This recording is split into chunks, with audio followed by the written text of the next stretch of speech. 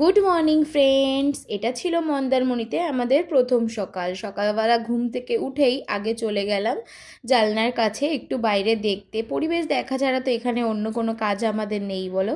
তো যাই হোক, সকালবেলা উঠেই আগে একটুখানি ফ্রেশ হতে চলে গেলাম, আর একটু গরম জলও বসিয়েছি, যেহেতু আমার গলার অবস্থাটা ভালো ছিল না, তাই একটু ঘন ঘন গরম জল করে খাচ্ছিলাম। আর এই দেখো, এখন আমি সকালবেলা উঠে একটু হালকা ফুলকা স্কিন কেয়ার করে নিলাম, কারণ সকালবেলা ঘুম থেকে ওঠার পরে অবশ্যই ভালো করে ফেস ওয়াশ দিয়ে মুখটা আমি ধুয়ে নিই, কারণ সারাদিনে আমি আর কিছু করি না করি একবার দুবার ফেস ওয়াশ দিয়ে মুখটা ভালো করে ক্লিন করে নিই। তো যাই হোক, এটাই আমার ছোটোখাটো স্কিন কেয়ার। তো যাই হোক, সকালবেলা উঠে হাত মুখ ধুয়ে ফ্রেশ হয়ে নিয়েছি। এখন চলো আমরা রেডি হব, তার কারণ আমরা এখন যাব সমুদ্রের পাড়ে।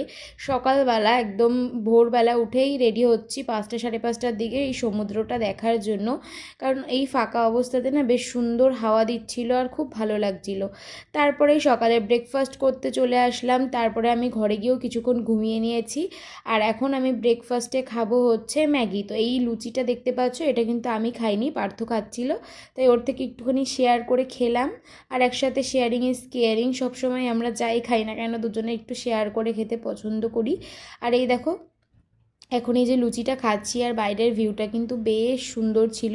অলরেডি সবার খাওয়া হয়ে গেছে, যেহেতু আমি সকালে গিয়ে আবার ঘুমাচ্ছিলাম রুমে, তাই জন্য আমার একটু লেট হয়ে গেছে।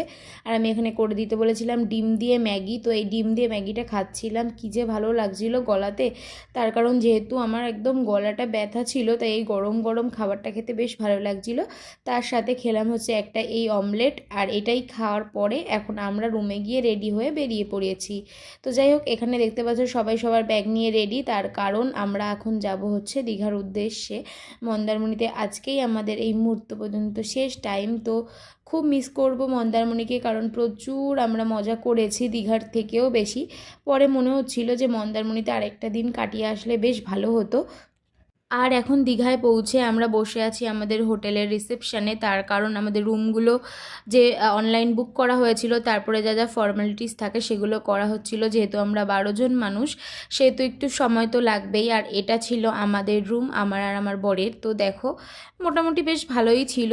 আর এই অবস্থায় মানে এখন দীঘায় যা প্রচণ্ড ভিড়, আর তাতে হোটেল পাওয়া তো একটু চাপের ব্যাপার, যেহেতু আমরা অনলাইন বুকিং করেই সমস্ত হোটেলগুলোতে যাই, তাই জন্য আমাদের কোনো হোটেল খোঁজার সমস্যা তো হয়ই না। চলো, ভিডিওটা কেমন লাগলো অবশ্যই জানিও, রুমটা কেমন লাগলো সেটাও কিন্তু কমেন্টে জানিও।